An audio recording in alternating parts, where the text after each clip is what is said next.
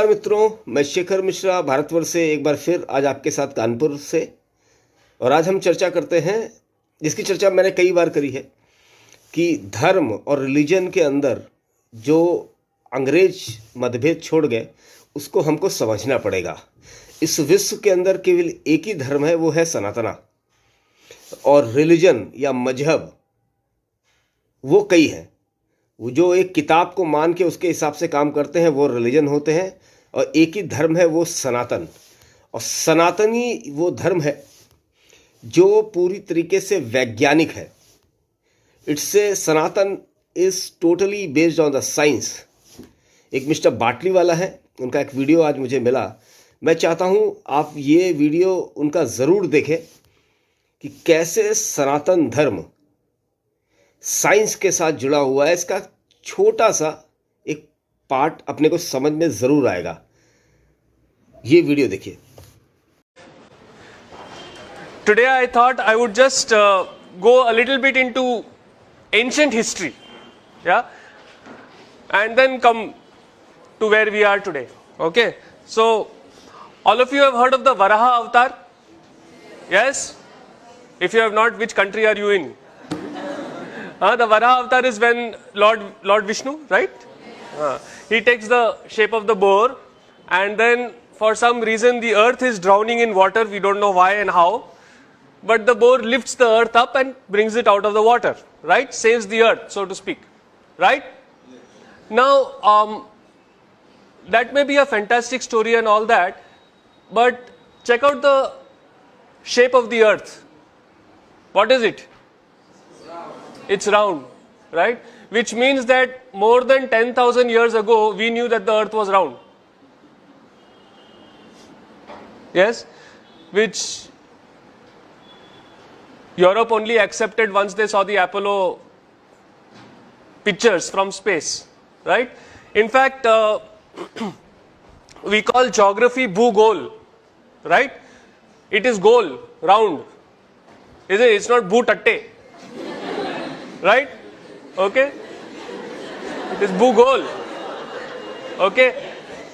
So we knew a very long time ago that the earth was round. And then we call the earth Jagat. Jagat means what? Jiski gati hai wo, meaning that which moves. Right? So,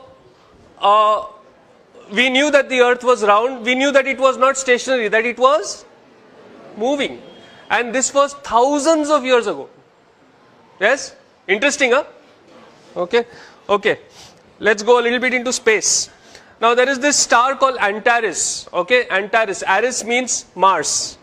Red. This is also a red star, so it is called Antares. We like Mars. Okay. Now it is the 15th or 16th brightest object in the sky. Alright. Yet our elders, our ancients, they called it Jeshta. Okay. Now what does Jeshta mean? You know what Jeshta means? Jeshta means the biggest, the oldest, the eldest. Now, why would they call the 15th brightest object? Meaning there are many more brighter objects than this star in the sky. Why would they call it the biggest? Yes? Intuitively, something that is brighter should be bigger. Yes or no? Right? But they called this one, the 15th brightest, they called it the biggest. Turns out they were right. It is 40,000 times bigger than our sun. In fact, it is one of the biggest objects known to man. Yes. Now just imagine, you've got this group of people who have managed to name a star the biggest, and this was 5,000-7,000 years ago. Yeah, which is just a point in the sky. Okay. Okay, not done with stars yet. Heard about the Great Bear, the Big Bear constellation? Yes. Okay, so we are interested in that star. Okay. It is actually not a star, it is two stars. Yeah. Now this itself is a big deal. To figure out that particular point of light in the sky is two stars. Okay. And it is called the Arundhati Vasishta. It's called Arundhati Vasishta. And in South India there is a tradition where after marriage, yeah, the husband and wife are supposed to go out in the night and look at this particular star. Okay, now funny tradition. Right? Okay. Now most twin star systems rotate like this, like one star is in the middle and the other star is going around it. This is definitely not the way a husband and wife should be. Isn't it? Right? But Arundhati Vasishtha, this particular system moves like that. Now, first, to figure out that that is a twin star system. Second, to figure out that it rotates in this way and not in that way. This is not something which is easy or obvious, is it? Yes? Third, to do it without telescopes. Yeah? Okay, metallurgy. Dinesh is BTech Metallurgy from IIT Bombay. You know, there are these pillars which are rust proof in India. Do you know about them? The most famous one is in front of Qutub Minar. Yes? This is a 1,000-year pillar, 1,000 years old, and even the pollution of Delhi has not touched it. Yeah? It is still not rusting. Yeah? And the other one, this is near Bangalore, in Kollur. Yeah? Where there is 750 centimeters of rain a year, 6 to 8 months a year, and this has been there for 2,400 years. Yeah? And it is rust proof, no rusting. About the second pillar, what is more interesting is it was not built by any expert.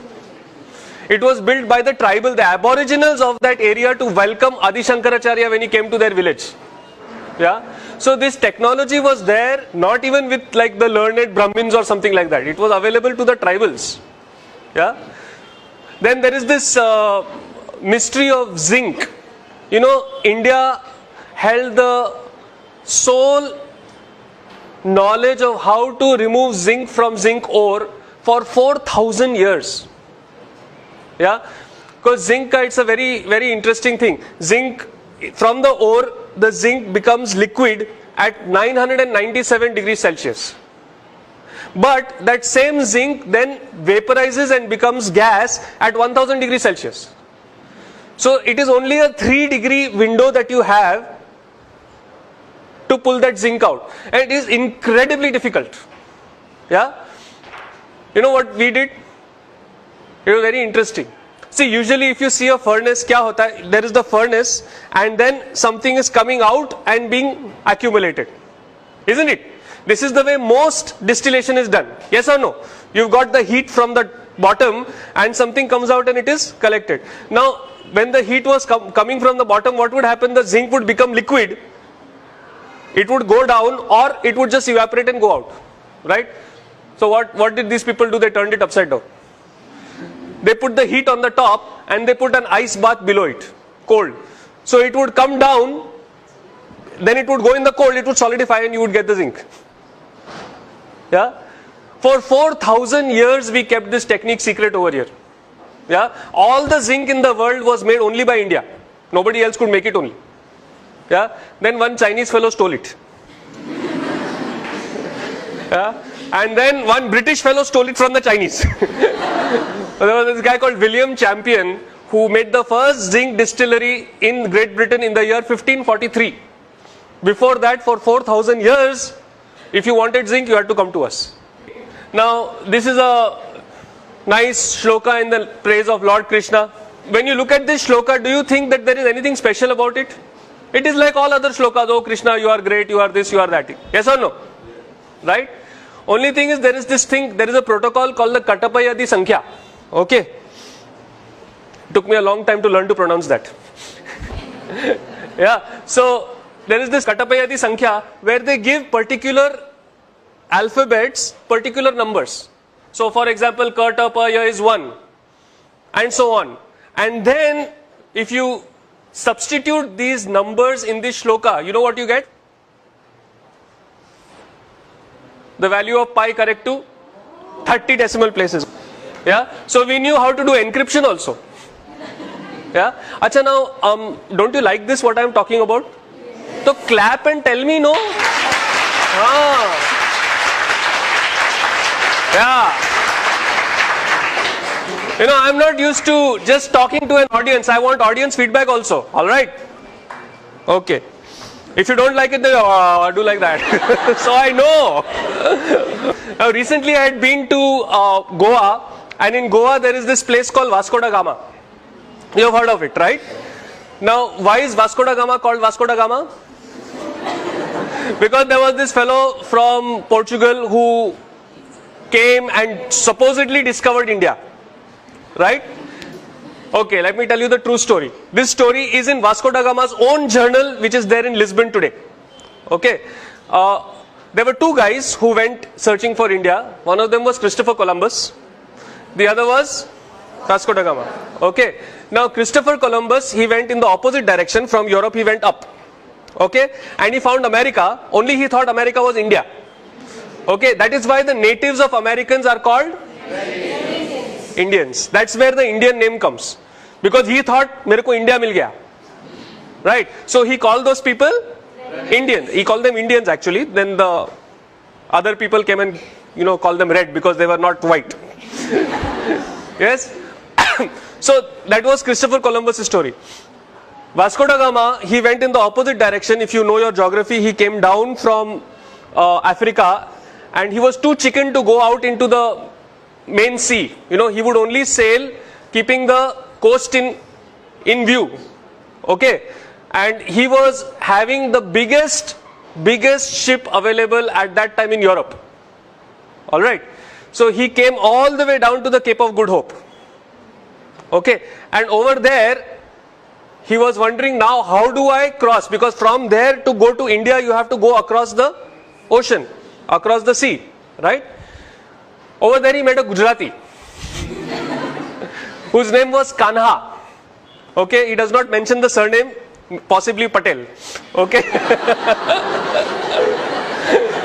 Yeah. So he met this Kanha Bhai who was a trader from India, from Gujarat, who had ships 12 times the size of this ship. 12 times. And remember, Vasco da Gama's ship was the biggest ship in Europe at that time. Okay, he had ships which were trading ships, forget about military ships, trading ships which were 10 to 12 times the size of Vasco da Gama's ship. And Vasco da Gama's ship was escorted with 3 ships, like in formation, his ship was in the middle, those 3 of our Indian ships escorted this guy to Goa, to India. Yeah, so maybe we should call Kanha, no? Yes.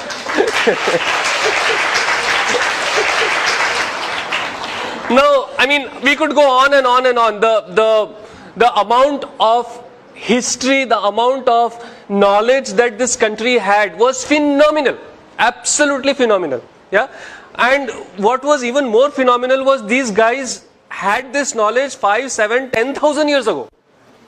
Yes, when Europe was still, using bow and arrow to kill deer, our people were distilling zinc. Yes. Now, how did they have this knowledge? Yes. No, there is only one reason. All our scientists were saints. All of them did pranayam, all of them did yoga, all of them meditated. Yes. So what happened was, because when you have trained your mind like this, when you have meditated, when you know how to do this, and you have done it for appreciable number of years, then you are no longer limited by physical instruments. If you want to go into outer space, you close your eye, doom, you can go. If you want to go into the depth of the atom, you close your eyes, you can get there. And then you are seeing it, right? So it has to be accurate. That is how Arundhati Vasishtha turns out to be a twin star system which rotates around each other. Yeah? Are you getting what I'm saying? Yes. Yes? That is how you can figure out how to make rust-proof iron, which even till today we have not figured out. Yeah? So the basis of science is spirituality. Yeah? And this wealth that our country has, I will not say had, this wealth that our country has was systematically destroyed by the British when they came here. Yeah, they rewrote our history so that when they left they left us with a legacy of being ashamed of our own culture and our own tradition. Yes, you know, in Delhi we know this very cute old couple. Uncle is 81 years old, auntie is 71 years old, and they will be celebrating their 50th wedding anniversary like next year. His father was the first Chief Justice of India, Bhandari, Mr. Bhandari. Yeah, so very well connected and all. So he went to all these British schools, and over there they would say, you know, yoga is for freaks. You should do PT. But unfortunately, do you see that even in today in schools you do PT, you don't do yoga? Yeah. So we have got independence, it's 60 years, but we are still thinking in those terms only. That is what the British wanted. Yeah. To break this country, they had to break the education system and break the traditions. Now, if we want to build this country again, then maybe it is time to come back to learning, studying yoga, meditation. Yes? Yes or no? Yes. Right? मित्रों, ये video आपने देखा। इस video को देखने के बाद में जो भी सनातन धर्म को मानने वाला है वो जरूर गर्व करेगा अपने धर्म, अपनी पुरानी संस्कृति, जो कि 10,000 साल पुराना जो संस्कृति है हमारी, उसमें गर्व करने का समय है मित्रों। अपने बच्चों को ये सब वीडियोस वैसे मोबाइल से दूर रखें, लेकिन ऐसी बातों को या तो खुद सीख के उनको बताएं या उनको ये सब दिखाएं, क्योंकि आज का कालखंड, आज का जो समय है वो हमारा जो सनातन है, हमारे जो वेद पुराण जिसमें ज्ञान का भंडार छुपा हुआ है, उस ज्ञान के भंडार से यूरोप और कई बाहर के देशों ने उस ज्ञान के भंडार से चीज़ों को सीखा है और अभी भी सीख रहे हैं, लेकिन वो सीख नहीं पाएंगे। तो जो ज्ञान का भंडार हमारे सनातन के पास में है, इस सब ज्ञान के भंडारों को अपनी नई जनरेशन को, हमारे साथ जो होना था वो हो चुका है, उसको भूल जाइए, लेकिन एटलीस्ट जो हमारी आगे वाली जनरेशन है वो सनातन के साइंस को जाने। हम लोगों की जनरेशन में तो केवल मंदिरों में घंटी बजाना और भगवान के साथ भिक्षा मांगना, ये मेरा काम करवा दो तो मंगलवार को प्रसाद चढ़ाएंगे, इसके अलावा हमको अपने धर्म के बारे में कोई ज्ञान नहीं दिया गया। यह हम सबका दुर्भाग्य है। लेकिन सनातन के साइंस को समझना हमारे आपके लिए और ख़ास तौर से आगे वाली जनरेशन के लिए बहुत ज़रूरी है। अगर ये वीडियो आपको अच्छा लगता है तो इसको बहुत से बहुत ज़्यादा सब्सक्राइब करें और बहुत जितना हो सके और लोगों तक शेयर करें। आपका बहुत बहुत धन्यवाद। भारत माता की जय। जय हिंद।